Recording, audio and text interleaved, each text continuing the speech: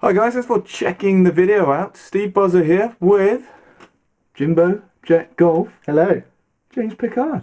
How's it going? And this is a world exclusive. You're the first guest of my office. The giant study. On the CV.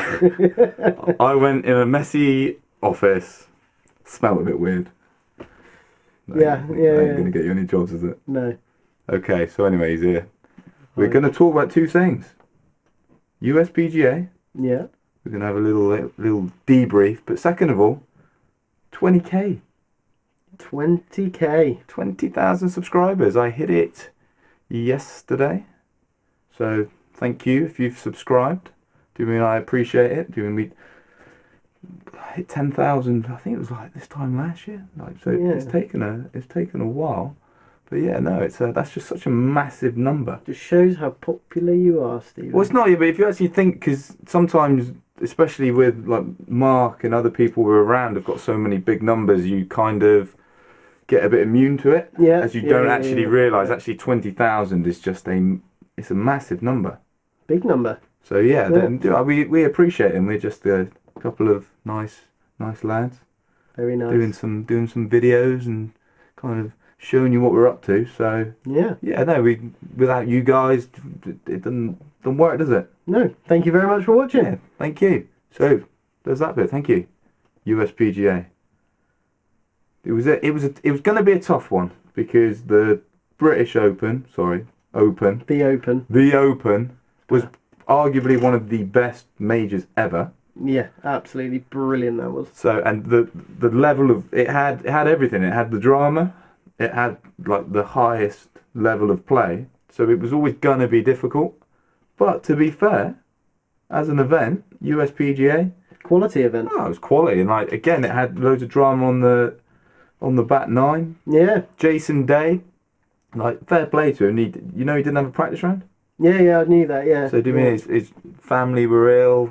It sounds like he wasn't particularly feeling that well. That old chestnut. Yeah. They didn't have any practice round, and you get the impression he's the type of guy that he does like to unturn every stone. I'd have thought he'd be pretty meticulous in kind of course prep and everything else. And I predicted at the beginning of the week that he would struggle. Also predicted with Kev that Rory would do well and Dustin Johnson was wrong, as people were very kind to point out quite early on. Yeah, Rory's an interesting one at the moment. It's I don't know, he just can't putt. No, but he's always been streaky. There's a few of them out on tour that they are streaky, and it's very difficult to. It's a bit like Phil. So Mickelson is very. If you bring him back down to average, you actually take away the streakiness, so you can actually remove the good weeks. Yeah. And a guy like Phil, a guy like Rory aren't going to appreciate you coming along as a coach and making them average. Yeah. Whereas they sometimes are below average and then above average, and it's quite. I think. Rory, doing that, there are stroke mechanical issues there. Just big pushes. Yeah, he blocks them down. Got to remember sometimes that the greens that they're on are quick, and when they're quick, there's far more break. Pace control is far more important. Yeah. So before you comment, it's not me sitting here going I could beat Rory, because on those quick slick greens, you might find that you start missing. Give you some slow greens. Give me some slow greens. I got a chance. I'll beat anybody. I'll beat anybody. Get a little bit of rain on there, a little bit of dew. I'll take them both on. McIlroy. I'll get him. But yeah, it'll be interesting to see, because Rory's kind of at that point a bit like Tiger did, whereas if it's not major wins, it doesn't really matter. And it's tough now and there's selective with events, that kind of thing. Yeah. I think he needs to play more. Yeah. In my opinion, he needs to go and play more and putt more and and find a coach, a playing coach. Yeah, but he had Dave Stockton, didn't he? And he was seeing him probably 18 months ago, and he seemed to be putting better. But putting is just. It's a difficult one, isn't it? Because you've got to be feeling it. Sometimes you can do all of the work, and if you're not feeling it, they don't go in. So, yeah, Rory, disappointing year, really, when it comes to the majors. Well, he was interviewed, wasn't he, and said that he thinks he can do one major a year at least. And What have you done this year? Same as us. Yeah. You should be sitting here. Yeah. Pull up a pew, pal. Yeah. And then Jimmy Walker. Are you pleased he won? You're not so much. It's Jimmy Walker. If you remember my comments about was it the Open last year when Zach Johnson won it? Yeah. Same kind of thing for me. I just find him very boring. Yeah, I like. He hits it great. He hits it great, and he's a very good player. I'd prefer to have seen Stenson win that one as well. Yeah, I would have liked Stenson. And I said Stenson, and Stenson is cool. So you've got Jimmy on one side. Stenson is cool. Yeah. But I do like Jay. I don't think he is boring. I like the way he walks. I don't know. It's because his trousers are up here. I can't describe it because I'm obviously sitting down. But yeah, he's got that kind of strut about him. He's like a chicken. Yeah, well, he does have one more major than we do, yeah. And 5 other PGA Tours at the moment. But yeah, he's got this like strut about him that it like exudes confidence. It's like do you remember the Mr. Soft adverts? No, I don't. It's just like anyone that remembers Mr. Soft, you know what I'm talking about. But no, and to be fair, it's not out of the blue. He's proven that he can win. Yeah. He's proven that he's got a top game.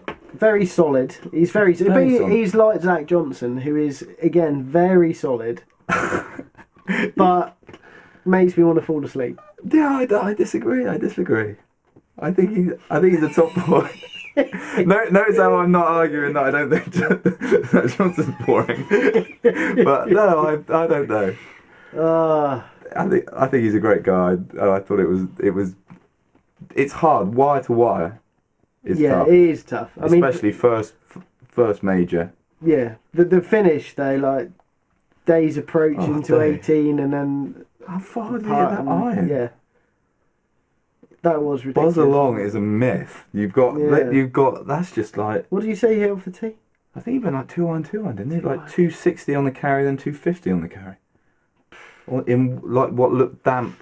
Doing the it's not like the air looked like when they're at altitude and it's a bit dry. No, that's phenomenal, isn't it? Yeah, and then he rolled the putt in the contention. 72 holes, but the one thing like I said earlier that I think with Jason Day is he looks like he does by the numbers. Jimmy has to do everything. But what you could see is yes, he didn't prepare how he wanted, but when he was out there, he was still just focused. Didn't let it put him off. Yeah. And I think that scenario, it kind of gives you the excuse, doesn't it? Oh, well, I didn't get to... Yeah. So fair play to him. Yeah, absolutely. I mean, again, talking about putting, how good is his putting as well? I need one of those putters. Yeah, I don't think it's the putter pal. Oh, yeah. It's the piece of crap the other end. Yeah. But no, he's a good boy. Jason Day, I like the guy. But I like the winner. Well done. So, yeah, cut him some slack. Good on you. Thank you. Anyway, get some comments down below. Are you happy? To compare that USPGA versus the Open, how did you think it compared? Because that was for any event to follow that event. Yeah, it was always good. What's exceptional is a wire-to-wire winner. Yes, is a massive rarity. So that is absolute class. But the golf at the Open, I just think was on another level. Yeah. Like especially like the two of them, the Open would have been dull if it was either Mickelson or Stenson 5 shots in front. Yeah. You know, to have the two of them playing what looked like a different course to the others was ridiculous. Yeah. Like that was so. Out of the two, I said the Open was a far better kind of for viewing pleasure. Oh, I think like you're talking like that Open, you can compare it against any other major ever played. Yeah. But so it's actually like to actually follow it, and I think to follow it, it's a bit like the sequel. So it's a bit like Finding Nemo is good, probably the best ever. Finding Dory, is it good enough? Is it bad? That's the question. Haven't seen it. Oh, I haven't either. Oh. If you've seen it, comment down below. We're starting a ramble. Yeah. Get them comments down below. Let's go. And we're gonna slide away.